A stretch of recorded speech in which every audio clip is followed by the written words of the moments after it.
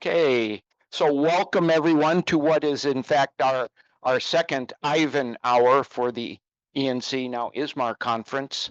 And it's a great pleasure that that Lucio has been willing to help organize this meeting about Alex Pines. And so the and I think I'll let Lucio describe what we want to do. But I would say that the point here is not a lecture. We're going to have a hopefully just a chat in the round. So let me giving us this forum. I have to speak on the microphone. Yes. So truth be told, I tried to organize a session at the conference, and then the conference said it was conflicting with the blah blah. So thank you for giving us the venue for doing this. I wasn't sure what I wanted to organize, but I remember Alex passed away. I wanted to organize something, and so actually most of my co-organizing, I only have Bob and Songi. Where is Songi? There she is. They're the only ones that are left. All the others are in some meaningless ISMAR meeting. But they promise they will come as soon as they can. So what we decided to do, there was a memorial for Alex last Saturday, and it was very moving and very, I'm not going to say well choreographed, but everyone had something prepared. It's 2.5 hour online thing that was also very well prepared. So we thought that this was going to be the opposite, something that's not prepared at all. So we're just going to pass the microphone to a round table, and each one is going to tell, one or two or however many anecdotes you want, and no one will ever know about them, and that is a pity, okay? So I only prepared 2 things to start with, and then I'm going to probably shut up for the rest of the night. And what I thought I'd say is a brief bio. Alex was the California Berkeley. He was born in June 1945 in Tel Aviv as the Second World War was finishing. His parents, Michael and Nima Pines, met in Egypt during the Second World War, fighting the troops of Rommel. Michael was a renowned chess player, and Naima, a talented musician, served in the British Palestine Women's Auxiliary Force. They met in Egypt, and their faithful union would eventually produce 4 sons, out of which Alex was the oldest. Soon after, they Zimbabwe, where Alex grew up and where he got his mysterious accent. Everyone knew that Alex had an accent, but no one could say where he was from. At the age of 16, Alex made a bold decision to leave Bulawayo by himself, and he moved alone to Israel, where students offset tuition costs by working in the fields and tending livestock. And among the 100 photos that at some point they're going to start scrolling, and I think this is a good time, you'll see Alex milking a cow when he was young. It was during this time that Alex was taught science by a young science teacher by the name of Zev Luz, who had the Smani Institute. I want to believe that Alex's high school teacher had something to do with Alex's eventually going to do NMR in the rest of his career.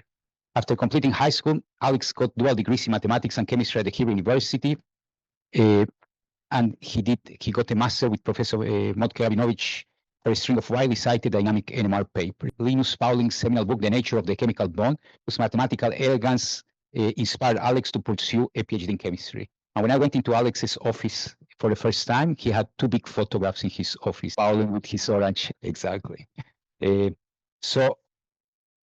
Alex submitted applications to all major US universities for a PhD and was accepted in all of them except UC Berkeley, where he was not accepted because the university thought that having grown in Africa, which is the paradox because he eventually got all the teaching hours that Berkeley could give. Pines decided to go to MIT, joining the group of John Waugh, where many people that eventually became luminaries were working on. We have one of these luminaries here sitting with us. I'm on the science. Following his groundbreaking PhD, without a postdoc, he started in 1972 as an assistant professor in chemistry at the University of California at Berkeley, and are here in this room today. I'm not going to go over the science. The rest, I think we're going to start hearing. So I want to conclude by saying that something that I said on Saturday. I think that Alex had unique, that I will always remember him for. One was his brilliance. And if I talk about brilliance, I don't know if Phil is here in the room, but Phil was mentioning DOR this morning. When I read the DOR paper, when it came out in molecular physics in 1988, I told myself, I am my own rotors. They were crashing all the time. And I imagine, how can you spin a spinner and still get anything out of it? Yeah? So that was the first. I couldn't spin a rotor. Then the second thing that I think I take with me from Alex was crazy. I mean, of all his features, the one I miss them, I'd like to have, more than his brilliance, more than anything else, is his enthusiasm for everything. Soccer. I remember my last year, I stopped on my way to the NC in his place, and he was so vehemently anti-Trump that I cannot forget, how enthusiastic he is. Anti-Bibi as well. He says, how can these people be? And then is his generosity. And his generosity was beyond what I had known before I met him. And here I start with my first anecdote, and then we pass the microphone around. When I came into Alex's lab, Dione tells him, Alex, his door was closed. Dione shouts, Alex, Lucio Friedman is here. And from the other side of the door, I hear, Lucio, home. He had no idea that he had a postdoc coming. And that was October, was diagnosed with breast cancer that would eventually kill her. Alex, I had barely spoken a word with Alex. And when Alex found out, I don't know how, but he found an appointment for my mom with the best specialist of UCSF. And I come to UCSF, and we sit in this guy's office, and he says, boy, you must have some good connections because they pull some strings to make you disappoint. And this was a total stranger, didn't even speak English. So this was my anecdote about Alex. I think Bob is going to go on, and then the microphone will pass around. Yeah, okay. So I arrived in Cambridge, Mass. In May of 1970. I was a postdoc in John Wall's lab at that time, and I walked in the basement of 6 or 8 of what it was. Anyway, and this big brash young man said, "Who are you?" And I introduced myself, and he he got me a desk, he got me a chair to sit in, and so he really got me started in John Wall's, and then very nicely introduced me to everyone. And of course, that was a very interesting time, a very exciting time to be in John Wall's lab. That was the heyday, the really beginnings of the area of solid state NMR we all are working in. Most of us are working in these days. We were working at that time mostly on Wahoo-Ha experiments. So John Wall, John Wall had this really wonderful sense of humor. That he could take any serious sort of situation and turn it into a comical one. You need to change this. You need to change this one. Okay. That was his favorite trick. Okay, he really loved it. And then, well, his son, his eldest son, Itai, was born about that time. He was a little baby. Photographs of him wandering around the lab. And Itai liked to put things in his mouth. So one day he put a screw in his mouth. So of course, his first wife actually phoned the lab. She was trying to get Alex. Alex was gone somewhere, so she got me. So I ended up having to take Itai, and I had an MGB at that time. Does anybody know what an MGB is? A tiny little, and a baby into it. Went to the pediatrician. And then we had the same thing happen about a week later. A second screw happened. Yeah. Now, I always used to tell best science when he was at MIT. Nothing happened at Berkeley. Nothing significant happened at Berkeley. And I always used to cite, I could cite the H index, most recently to say that's really the correct statement. The wallpaper. And he did a lot of other interesting things. He did magic echoes with Ron Q. Rim. He worked on decoupling with Michael Mehring. They did the first pulse decoupling experiments on sodium fluoride. But his most famous paper was this proton-enhanced nuclear induction spectroscopy, right? Now, does anybody know what proton-enhanced nuclear induction spectroscopy is? Well, anyway, so in Israel, the name Pines is pronounced penis, right? And there was this big cluster of Israeli postdocs at MIT. Alex was a very gregarious person. Everybody loved him, and loved interacting with him. And they would come in. There were a bunch of, a few Americans there. They would come in and say, "Where's penis?" And of course, everybody would laugh. And, but this happened on many, many days. Used to call him penis all the time, just to make him mad. But, Wall walked in the office one day after this experiment had gotten done, and he had this huge smile on his face. John Wall, yeah. I mean, he was just bubbling with enthusiasm. And he said, "I have the perfect name for this new experiment, this great new experiment, and it's proton-enhanced nuclear induction spectroscopy." Now, Alex's, mouth dropped about 10 feet. His teeth fell out. But he got Berkeley. I went out to Berkeley to do some experiments. When he got out there, he said, "Don't you dare ever call me that in front of my students." So I obliged him. I kept this to ourselves. But this was really a great time. I mean, I could tell you lots more stories about what happened, things that for fellowship and a lot of fun, but also a great time for a really lot of science. So this magic echo experiment was really a phenomenal new experiment. It was the first real multiple pulse experiment that came along after Wahoo-Ha. And Alex designed this pulse programmer, computerized pulse. He and Mike, and at that time it was totally black, and we called it the black power machine. In those days, that black power was on the radar, And so Mike built the RF, and Alex was responsible for this pulse programmer. And that pulse programmer, of course, had a new idea. You didn't have to get a rack of Tektronix pulse generators and cable them up. You could write a little computer program. As a computer program in Octal, you had to write it in Octal, not Fortran or whatever Python these days. But it reduced implementing a new experiment to a simple software problem. So this was a real advance, and it enabled this mad, exciting, interesting experiments in. So this was a great time, and everybody. I mean, I look back on those days, with very, very fond memories. Okay, so I have more anecdotes if anybody runs out of time. If it gets silent around here, but yeah. Yeah, I have plenty of memories of Alex. There's a sad one which I don't want to tell because it's a happy time here. Not really scientific. Years ago, we used to have the European Experimental NMR Conference. That was before Euromar. And one of those conferences was in Bad Aussee in Austria. Alex was there, home of Klaus Maria Brandauer. He is a famous actor. And he played the villain in one of the James Bond movies. I think it was Octopussy. And so we happened to meet Klaus Maria Brandauer, and we sat with him and we discussed, and we had, I guess, some coffee. And so everybody was thrilled. And walking back to the conference, Alex came the other way. And we said, bah. And Alex said, well, did you tell him to come to my lecture?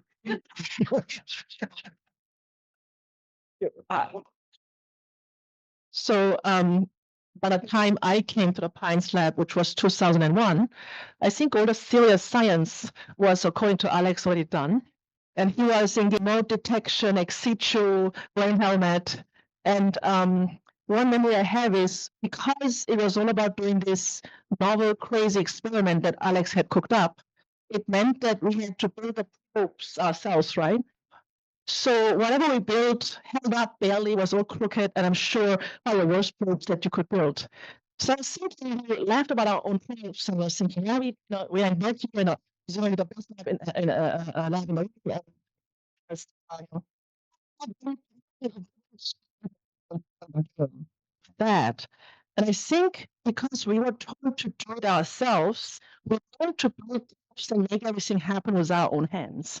I never before thought I want to build anything, but in the Pines Lab, just invented things as we go on our own. And I think that gave many of us the courage to build sort of whatever. Okay, later on, we I guess learned it the right way. But I think instrument building, just as an example, requires the code, whether you know exactly how to do it or not. And I think becoming an assistant professor, I dared to build something without knowing how to do it, because I think that was what I learned in the Pines Lab. And eventually, I think it worked out. I agree. He's extremely generous, but also very personal. I kept in contact with him, like many of you. And I would say he had some telepathic ability, in a sense that he sensed and felt when you maybe had personal problems. And it didn't need many words for him to know. And actually, he asked for a Zoom call. We talked, and it needed not much cue for him to immediately understand what the issue is. Probes, Hamiltonian, and depression. And there's no topic that I think Alex is not able to get into, because he's just an exceptionally sensitive person, besides being generous, that we all, I think, heard and know. Yeah. Thank you. Curiosity, but one of the funny things was is that a few years ago, my little daughter came in through and she said, someone called Alex Pines is on the telephone, Skype. And she'd been playing a computer game, and he'd called and she'd answered. Yeah, closer.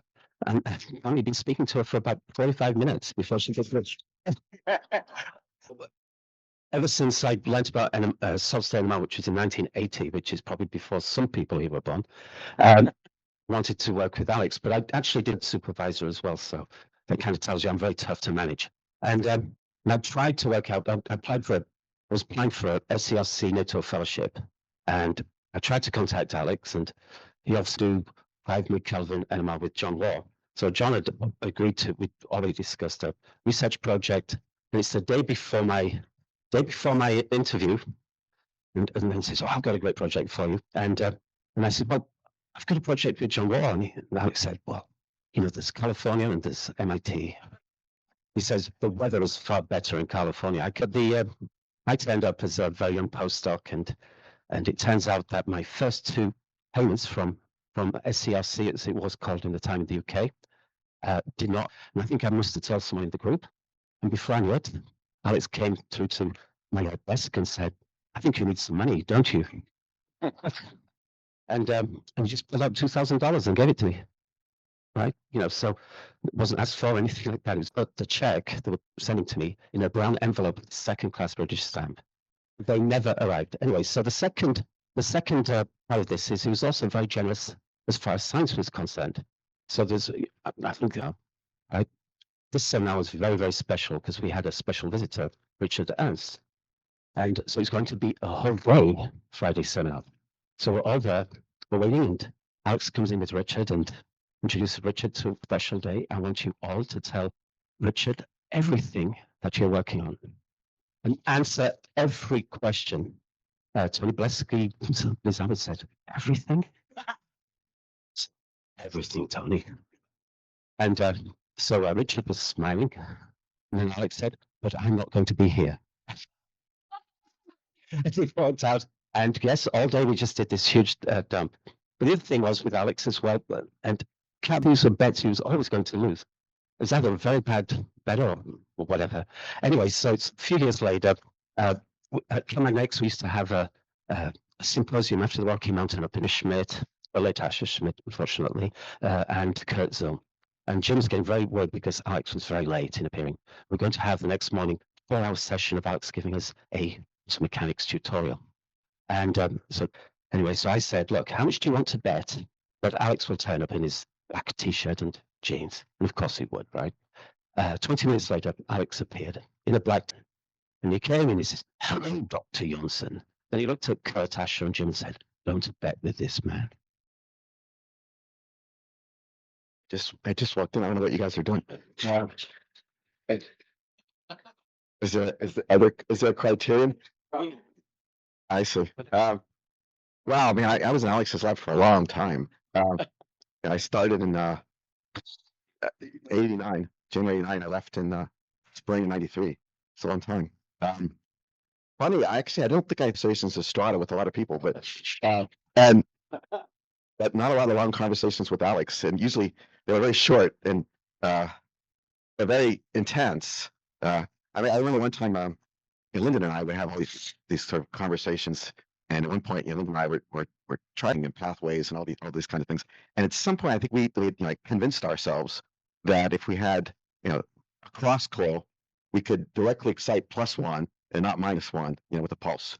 Just like completely stupid. And so we ran back from Strata, and Alex was in his office. And we said, we had this crazy idea, and we think we can have a cross coil. We can directly excite +1. We can like get another factor or 2. And Alex looked at us and said, it's not Hermitian. And we just walked out of the room. Yeah, so that was the extent of like the level of Alex's actions. Like, just with one word, 2 words, he could just destroy you. Right? And then you just like go back and you think, okay, I got them 2 words out of Alex. So yeah, I'm not sure maybe how far along I got by the time at the end, but I have to say that I never learned so much so fast over 5 years in my entire life as I did in those 5 years in Alex's lab. And it wasn't from Stefano with Antoine Moore and from Joseph, Joe and Uli. It was just like such and these are my friends for life. And that's the part that's really just sort of amazing because I'm old. I'm like 65 years old. But my best friends are from that 5-year. We had such a wonderful time. Was like Asian. I know. Like when he was 41 years old. I couldn't believe it. This grandfather that is your advisor. Yeah, I know. And I was, I was lucky enough to be in Varena, but we had Alex's 50th birth bowl. But now I think back, I think 50. Nothing. It's nothing. And Bruno Maravilla arranged this wonderful thing where they illegally caught all this fish in the lake. And we had this big, fish roast, cooked, it was it was great. And he was only 50. And then, we had his 60th birthday here. And this year was supposed to be the 80th. And he would have been at 80. And yeah, it's just like so intense to sort of imagine like what he accomplished by the time he was 45 years old, solving so many impossible problems. So anyway. Yeah, I can understand. I've never met. Try to imagine how he has. So she may not have met him, but could you hold this one for a while? And you're welcome to stand up in that direction. Influence on my dress code. Give me a cigar. No, he wore it better. And now I understand where it comes from. That also had some power. That guy had some power because his accent almost made me, it changed my gender. So my name is Daniel. My name is Daniel. In Swedish, I will be called Daniel. But since I'm from Europe, to say my name with this peculiar kind of Europey way. So he called me Danielle. Yeah. And I supposed he introduced me to Elise, the new secretary, that this guy Danielle, he's coming and he has to get onto the email list. We have these general emails of the pinuts at wa.ccam.berkeley.edu. Like, well, it may be the shittiest email address in there because you just try to pronounce wa or make someone spell wa. That's one thing. And so it was a current group, like plus all the alumni. And then there was the girl nuts. And I had access to the girl nuts list. Songy, you know what you were writing about. Yeah. Yeah. So I had the great luck to be in Alex's group, I would say on and off. I was there from 87 till 88 for 1 year after my diploma. Then I had to finish up some December, January 90, which was just long enough to meet Joe. And then I went back as a postdoc, 91 till 93. And yeah, so being on and off in the group several times, I met a lot of people, and Phil, Lucio, Joe, made a lot of lifelong friends. That was really well said. Tell us one about Dione. Excuse me? Tell us one about Dione. Yeah, I will. Dione, yeah, well, yeah, I mean, I was lucky. I was really lucky. To be honest, she liked me, which was very important. She had an apartment in her basement. And when I came back for the postdoc, I asked whether I could rent that apartment. So she made 2 front rooms for me. So actually, I had 2 front rooms, and I invited all of you in groups. So because you guys wanted to see the house. But really, the funniest story that I did when I started my Germany, and I did a lot of calculations with Dieter Suter, first time on these machines, which had different windows. But then I came back because that I had done the calculations and I had friends who I wanted to. And Alex said, "Yeah, we have this cryostat." Okay, so he had a cryostat that went from on top of the magnet, and then with the help of Jerry Chinggis, actually, I still benefit. I still know how to measure forward and reflected. Very helpful. Anyway, with the help of Jerry Chinggis, I built a probe head as tall as I was. For the deuterium in the cryostat with a quarter lambda line. Coil on the bottom, 2 capacitors on top for tuning image. Huh? That was the 180. That's right. Okay, so here's the probe head. It goes into the cryostat. But the ceiling, the crazy thing we did, anybody who was there at that time will remember, Jerry Chinggis had convinced me that the ceiling beams were strong enough to hold the magnet. So we designed a pulley system. We got 4 men or colleagues together, unscrewed the legs, we lowered it, and then I could put my probe head into the cryostat, into the liquid helium directly. Of course, the people using the neighbor instrument for liquid stayed on there. There was no one of my friends afterwards. Experiments. Yeah, so the person she's referring to is Steve Rucker, male friend, and she was my girlfriend, and so I was hearing from both sides all the time. Anyway, so very briefly, I just wanted to sort of a memory I have of Alex is it's kind of it's the odd thing in retrospect, knowing what I know now as a professor, is that he hired me, and the reason that was odd was that as a postdoc, I had never done NMR. I wanted to do NMR because I had done gas phase spectroscopy on isolated molecules, and I wanted to be a good way to do it. But I did know about geometric phase because I'd worked on that, and Alex wanted somebody to work on that. So I'd written to Alex and asked if I could have a position, and he said, well, he could share a position. Himself and Ray Chow, who most of you probably don't know, but he's an optical physicist, Barry's phase also. And I knew he was supposed to be a big shot, but there's a lot of big shots. So I just wrote back and said, no, I'm not going to do it. And he was surprised, apparently. I don't think he got that kind of answer very often. Regardless, then he took me on. And that's surprising because also it shows both kind of his breadth that he could and butter. But we did a lot of interesting stuff, and I think, and I learned a lot. I did learn a lot of NMR, and I've done a lot of that over the years, and did get to do condensed matter physics and chemistry, like I wanted. My conversations with Hurt, because we really figured out fast that when he was breezing through the lab and said, "Joe, how's it going?" it meant don't answer. It meant it's fine, and he'd go on by. And if you stopped him, he just looked like thunder. And the very first thing I was trying to figure out what to do, Colin Mueller had made huge strides in the dynamic angle spinning experiment, but then he went off to Estonia to work with Ago and that group for quite a while. It was like a month. It was like 1 or 2 months.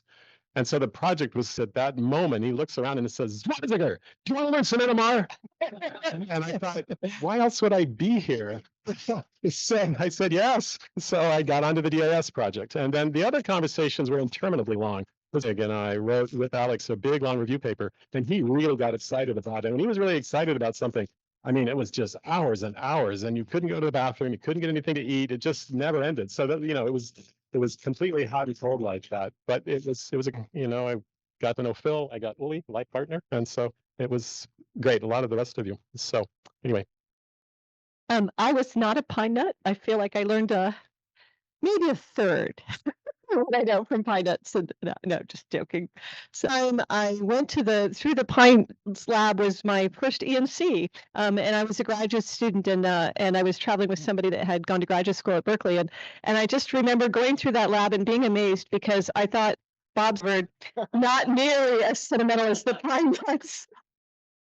I was also not a pine nut, but two of the mentors I had as I sort of came through graduate school and a postdoc were, as a graduate student, I was at Cornell, where Dave Zaks was not. It was a day when I managed to get a pair of needle nose pliers stuck inside a superconducting magnet where they floated quite nicely.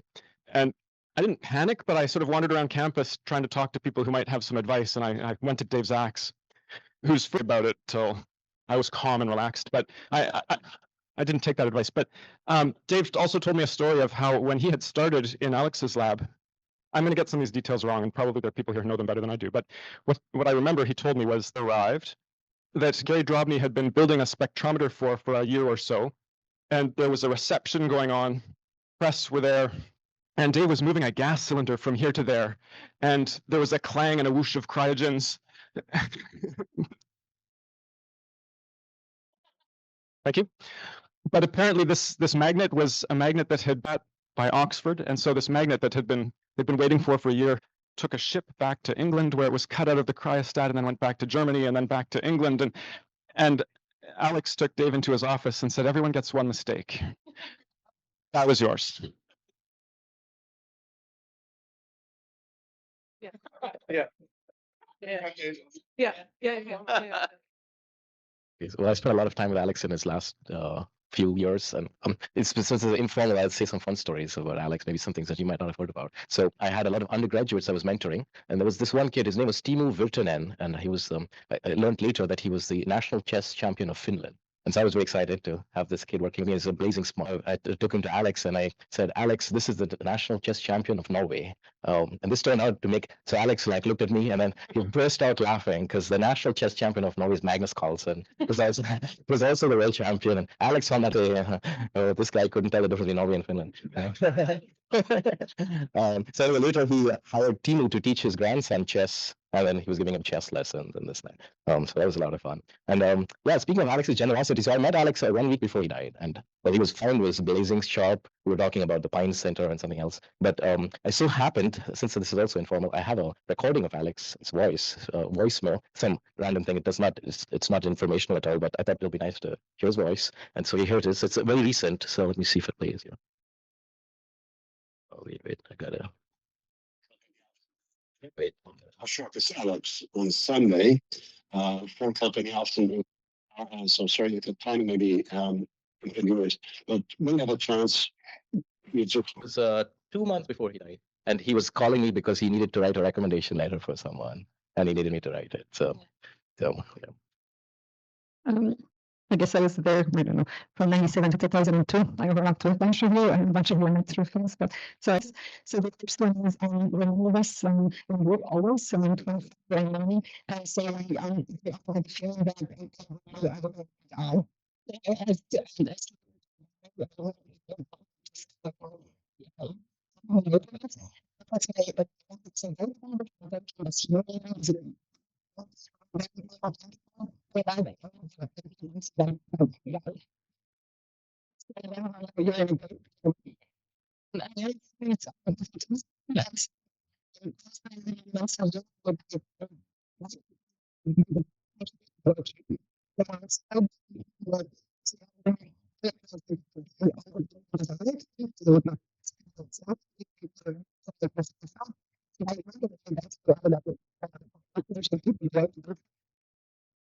See, I was a grad student. I overlapped with Gosha, who we called Maggie back then. That's right, still do. I was there from 95 to 99. I came from Warren's lab as an undergrad doing ultrafast on a project where I could work with lasers and magnets at the same time. So that was awesome, and I joined. When I think of being in Alex's lab, I think of a couple of things. One is his sense of humor, but particularly he liked to mess with me a lot. And then also what we call his Jedi mind tree. I found out early on because I was engaged to be married, and I was trying to get up the courage to ask him for permission to go back home so that he'd get married. And what I didn't know is that if you ask out, because I'm going to get a ridiculous answer. So when I asked him, I got up the courage and he goes, married? Married with a magnet? Then I'm like, is that yes? I don't know. It's another time was and there was a visitor one time, and so it was going to be a big one, and he was like, "Oh, get pot stickers," and I didn't have any money, so I asked him for, "Hey, you want money?" And so he just opens his wallet and he gets out 100, and then another 100, and then he gets out a $500 bill. I go, he's giving me one order. He's like, "Make sure we don't go out," you know. And so I had to go through Berkeley on foot, getting $700 worth of pot stickers. For the Jedi mind trick, I got that early on too. So Warren's lab was much smaller, and you may not know this about Warren. He's actually a really great undergraduate mentor. We could interact with him all the time, and sometimes I would even ask him about homework questions. So early on in the first semester after I joined Alex's lab, I had a terrible problem set, had a problem I couldn't solve, and I'm like, you know who's really good at asking a question about my homework? So I go in there and busy doing something, puts down what he's doing, and he says, "Oh, what do you have there? Come here, bring it here." And so I explained it to him. I said, "Yeah, I'm having trouble solving this problem." He said, "Oh, this is a very great problem. It's very interesting, but you see, Boyd, my time is worth more than your time."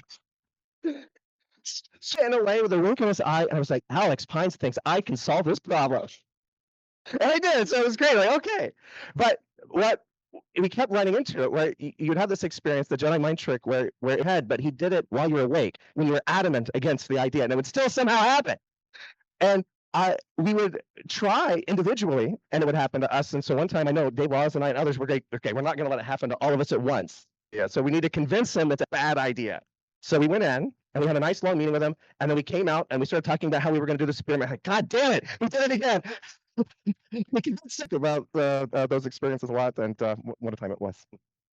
So I was a postdoc in Alex Pines' lab from 1999 to 2001, and I'll just echo what Sanji said. By the time I came around, there was space only for fantastical experiments. All the serious stuff had been done, you know. And used so far about Alex and his lab, and that word for me was magical. And to describe what I'm trying to say here, let me paint the picture of my fantastical experiment. We were tasked, and Hans and I were tasked to do MRI at Earth's magnetic field. We were in a room where somebody had turned the heat off. So the room never went above 55 degrees. On the side of the room was a Faraday cage. All the lights had to be off because because the squid was sensitive to 17 kilohertz. We had the laser on, so we had to keep our glasses on. It's 3 of us, one at a time. I spent 2 years in that lab. 1 year we built that spectrometer. The next 51 weeks, every day we got nothing. 2 years we got 1 week. I don't remember being angry or mad anywhere. Every day I'd go happy, I'd come back happy. And that's not a function of my personality, trust me. That's a function of Alex Pine. He created, at least for me in the D block of Hildebrand, the magic he created of taking many people like me. We were halfway successful. Some of us came up with the imposter syndrome, and he just put his hands around you, and you knew it'd be fine. He'll succeed in this world of academia. And to me, that was Alex. In the later part, those connections were always, out of the blue. You'd be somewhere in the world, and suddenly you'll get a completely random text from Alex. The last text I got from Alex was about 3 months ago. I was something, hey, Sunil. Yes,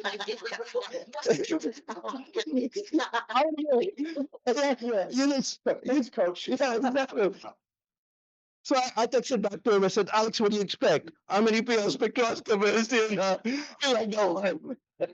And that's the part of the relationships out of the blue. But the part that I'll always be grateful for was the magic of 2 years, the magic of just going in every day and just having fun doing what you're doing. And it's just so hard to recreate. I think many of us try to recreate on a day-to-day basis, and we fail on a day-to-day basis. Do we want to work around this way? Yeah, maybe first of all, I would like to mention I had the great pleasure to be a postdoc in Alex lab at the same time when Boyd was in 97 and 98. And I would like to tell you the story of my first scientific discussion with Alex. And this discussion took place not in Berkeley, but maybe half a year before. He visited us in Leipzig, so I did my PhD in Leipzig. And so he gave a lecture because he visited, I think, Michael Mering in Stuttgart, and we invited him to come and give a lecture, and which was brilliant. And afterwards, we went with him for dinner, and I was invited to join Alex. Great honor for me at this time, and it was a real pleasure. And the scientific discussion was related to something which I have to ask you whether you are aware of it. Do you know what a static wobbling stick is? No, this Wackelholz. It's a stick. It's shaped like a canoe. Yeah? And if you put it on a desk and bring it in rotation, then it starts wobbling and changes its direction. And I do not know who, but someone from really interesting time to discuss the physics behind this, because it seems to violate the conservation of angular momentum, which is related to NMR, of course. And wobbling is also related to NMR. Extensive scientific discussion with Alex, I'm remembering. And yeah, it was a great time. And so then I had the real pleasure to be in Berkeley. Right. Well, I'm second generation, so to speak. So I was a teen. And so when I first got in, I didn't realize it at the time, but I could definitely tell, like in hindsight, that a lot of Alex's spirit kind of ran its course through Phil. A lot of the attitudes that you got to get down in the trenches, and you got to get your hands dirty, work with the probes on a very deep level. It's okay to break things once in a while as long as you're fixing them. I didn't really get one mistake. I he was a little more forgiving, perhaps. But that is true. Not while I was there, I think. But yeah, nice. Yeah, I could maybe a few, but and Phil would often tell stories about Alex. So in my mind, after I think it only took a few months, but he was rising to legend and myth status pretty quickly. And I'm like, all right, this great figure is out there. He's esoteric, he's ethereal. But then not even a year. And Alex Pines was at this ENC, and the way I meet him is that I forget if it was breakfast or lunch, but he sits down at one of the table I'm at, and he actually goes around and starts getting people's names, and my badge was flipped around to him, and so he gets to me and he says, "All right, and over here we have Mr. Nameless," and I was still starstruck, so all I could muster was, "Yes, sir, that's correct, sir." And his only response is just keep going down. So it's like, all right, this guy, whatever. Yes, I first know Alex in 1985. He was invited to Wuhan to give. Among all of us, I probably the lucky one, heard all the Pines lectures in 7 days. He started from zero field, multiple quantum countings, all kind of things from basic theory to all these advanced topics. It was a fun week. So while he was in Wuhan, and of course, we brought him to those famous places. And that's to bring me to farmers market, Chinese market, stuff like that. So was actually I said about what I'm going to do. In that time, China just opened up. It's very controlled, right? It's not the foreigner cannot visit anywhere they want. So I would be brave enough, the biggest farmers market, and he went there. He started buying this Chinese version of NAMs, and it's pretty scary. It's the health condition, whatever. It's not that clean, right? To them, and that market. then I get the, I just record is that where there's a COVID-19 comes around. It's like the same idea in the market. You want to hear a lot of fun there. And another interesting story is then we have he was invited to attend the first BCI conference in Beijing. That was in November, and so it's very abnormal. Everybody was arranged. There's a lot. They invited a lot of foreign professors to the Great Hall for a dinner, and that was like very great honor type of stuff. Very strictly controlled. Go there. But Hans, Alex, he has to do something different. He himself gets and himself went out by himself and to visit the Beijing street. So he missed the time. So everybody went to the people hall, and by the time he arrived, the door is already closed. And the temperature was very pitchy, with shot in the Boston. He basically like similar like that, stand outside the Great Hall for like almost an hour because they couldn't let him go in unless you get the permit from the communist, the center part, basically the central government, very high place to sit outside the door with this in very cool weather, like hour. But after joining Alex lab in '86, my first project was doing this squid zero field angular. So at the time, nobody has. I have a physics background, and it's a collaboration with John Clark's group. So I'm the only one collaborated with them and didn't know how to speak Chinese and English. And we went there, and so we started from scratch of a squid design. We actually went to this IT, and you have to operate the helium temperature that device. So we just set it up, and keep working. And then Christmas comes in, and we say, oh, we finished the setup. We're going to run the measurement. So we put it in, and we see huge signal. And Alex got so exciting. So wow, you really, the squid angle really improved the sensitivity so dramatically, and he started doing all kind of experiments. He started believing this is real or not. And then we figured out that was just noise. And some the squid never worked basically. Without any fuel, we would put like the deuterium powder samples. That's what his dream stuff like that. But the another character of Alex, when I was there, he travels a lot. He goes to Oxford, meeting, was very like long time, right? And every time he come back, he has great ideas, right? And then he call a group of people to his office. When there's a meeting, and then talking, 5 minutes or 10 minutes, somebody will call him, and he kick out everybody.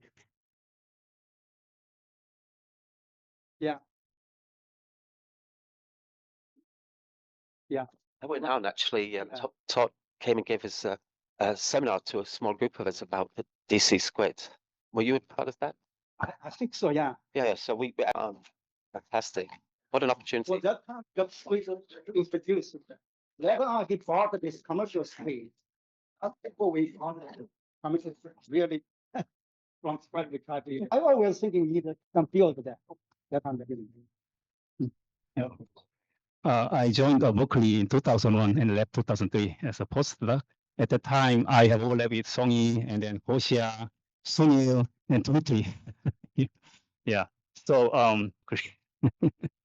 and then when I met Alex first, I was really puzzled.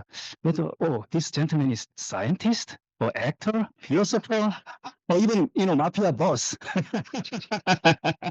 I was perhaps at the time, my knowledge of NMR was very shallow, and I was really not ready to talk with him. And then he, in front of me, someday he came to me and asked, Songsul, you do magic angle spin experiment, right? And you spin the sample, will die. Then how you can do? What are you gonna do?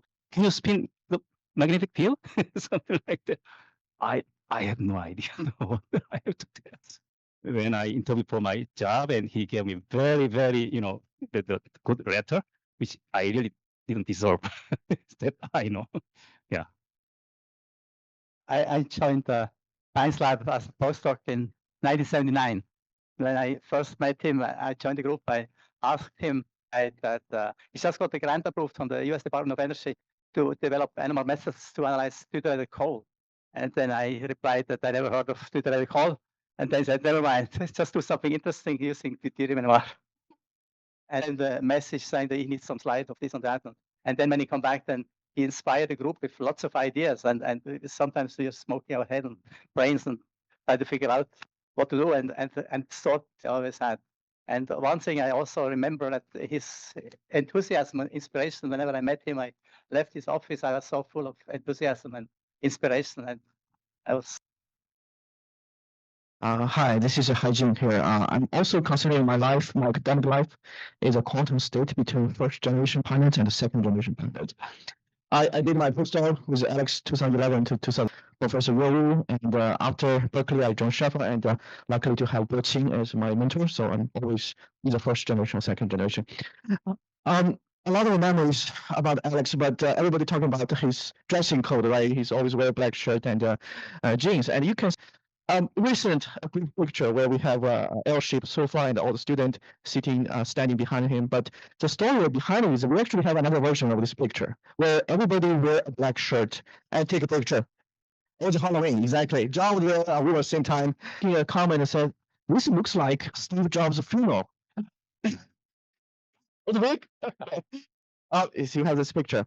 Another funny story is that we were doing a nitrogen vacancy center in Diamond. We were really about to publish a paper, and Alex trying to push us to a step forward because he's not 100% satisfied with the polarization, just polarization. So he pushed us to try to get more polarization, and to in order to meet the deadline to get into the revised manuscript. So he asked a question. He used a phrase, right? He said, Hitler used to say is to his journal that the action, am I looking at my watch or looking at my calendar? Referring, he said, how soon we can get things done. And he's using the same thing for the experiment. Am I looking at my watch or looking at my calendar? So I was nervous. So for 48 or 72, I don't remember, but I was staying in the lab. I sleep a few hours in the sofa, but we keep doing the experiment. This is a picture I was referring to. We have a black shirt version. So that was interesting. I look at my watch, I look at my calendar. So thank you. So which direction you want to go? Okay, then down that way. Yeah, someone mentioned we should say something about Dione, but the way that really worked in lab is that, you'd go in, you'd get excited, this and this, and she just look at you and go, "What's the account number?" You're like, Alex didn't say, "Yeah, I need an account number." It was, but okay, that's over. Yeah, the other thing I wanted to say is that, look, I might have to be off for a couple months. Can you just stop my pay? He's like, "That's too much of a pain. Just go and get better." Take that one. That's okay. All right, so I joined the lab in 2010. I was there until 2014. So I came in having done like 3.5 years of undergrad research with I kind of knew what NMR was. Like I had broken enough stuff beforehand that I could go in there. And so it's like I think he was in and out. So it's like I joined the lab and then like I never saw him for like 3 months. So like I've been like meeting with everybody and doing all the projects. But like what I really wanted to do was solid state NMR, like pulse sequence development. And it's just like we don't do that anymore. We don't know. It's what we've already done solid state. Like nobody knows how it works or what's going on. So it's just to go figure that out and do chemistry with it or something. So and the amount of things that Alex knew was just nonsense. And so like with most, but not know any depth about it or understand it. Alex knew all of the depth about everything, but didn't have time to learn like what things were actually called. So I remember at some point, so there's the old as Friedmanized NMR. So it's the Friedmanized version of that experiment, which we didn't know that there was another term for this. We thought that it was actually called Friedmanized NMR. He wanted to us to study the chirality of the universe, which we were just baffled by what the hell this meant for months at a time. And then eventually we figured it out because we were also like working with Dima Booker's, which is also completely and utterly insane. But we ended up doing experiments on this, and part of his advice was that, okay, in order to do this, you need to get a Perkel solvent. I Googled this, and there wasn't there's Perkel solvent was a Perkel solvent. And so we ended up just doing these crazy things. And like in the best cases, like we would go look up words that he said, echo at zero field. And first he told me to go find Antoine Lor's paper, and then also just appreciate that at high field NMR everything is abelian, but at zero field it things can be non-abelian. Down the word abelian and non-abelian. I have no what is this? You'll learn math after this. And so I saw the picture that they have, like the third time that I took M1A, I was teaching it. And so, we appreciated how much time Alex spends on teaching and just how much of it he o'clock and go through this with Alex, and like we're making edits for some reason, the same slides it's used forever, but updating it. And then during this time, his health was not so good. So actually it was great. The two of us chance, 500 students, which is not crowds anymore. And so I remember there was one time where we were doing this, it was about the Vesper theory of bond shapes and how molecules are broken down. So as part of this, of course, eating the 9 a.m. Lecture, one of which was the Vesper cocktail. It's it's vodka and gin and Lillet and something else. And then the other one was actually just neat ethanol. My job was to then drink the drinkable one and then light the other one on fire. So we did this in the 9 a.m. class, and that was fine because I had to just down a cocktail at 9 in the morning. After which Alex then proceeded to grab a bunch of balloons together, and he lit a cigar and started. So if all of the students in the back of the class are just losing their minds and pretending they're choking to death, even though all of the fumes are entirely contained. So we couldn't post that one online. So for the afternoon, he decided that we would make a fake cocktail that I would down, and then still the real one that I'd light on fire. And he got like a fake cigar with like a pin on the end of it. I made the cocktails. I downed the one that was made out of water. Then I started swirling around the other cocktail that was just ethanol. And obviously, because I didn't drink anything beforehand, I then was on fire in this video. But it's ethanol, so it wasn't too bad. But I burned myself a little bit in the little pool in the elbow, so I ran back to behind the stage to go get some safety things done. I come back and Alex is like, "Where the hell did you go?"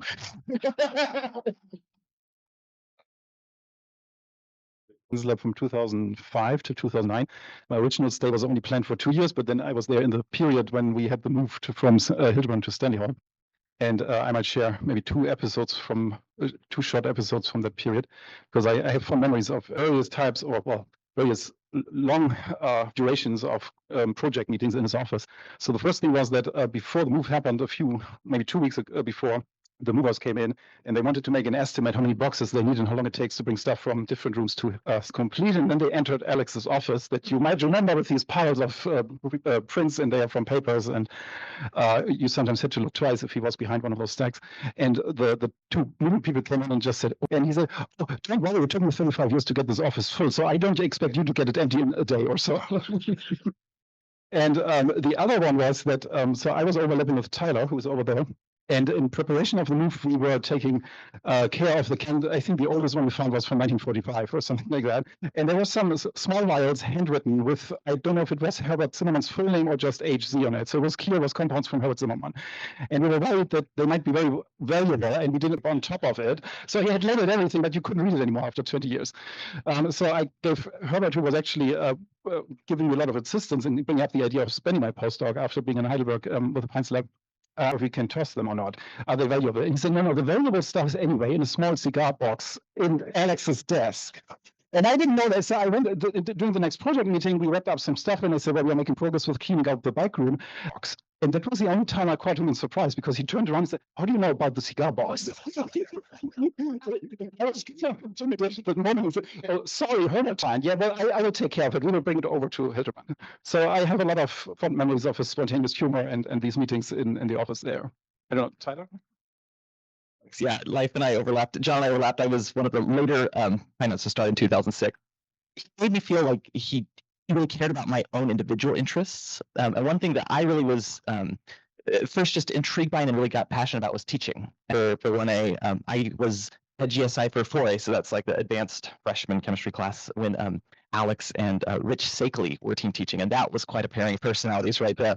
But I do remember, one particular lecture, and I had to give his lecture for him. I don't know that he actually went anywhere. I think he just wanted me to do the lecture because it was on real gases, which is about the most boring topic that you can talk about in Chem 4A. Copies of those PowerPoint slides that I'll use when I'm teaching my Chem 4A class.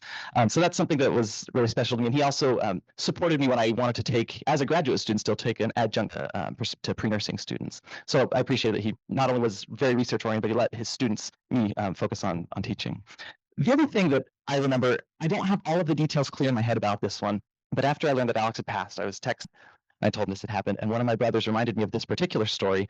I think this must have happened probably around the time I was graduating, so 2011, something like that.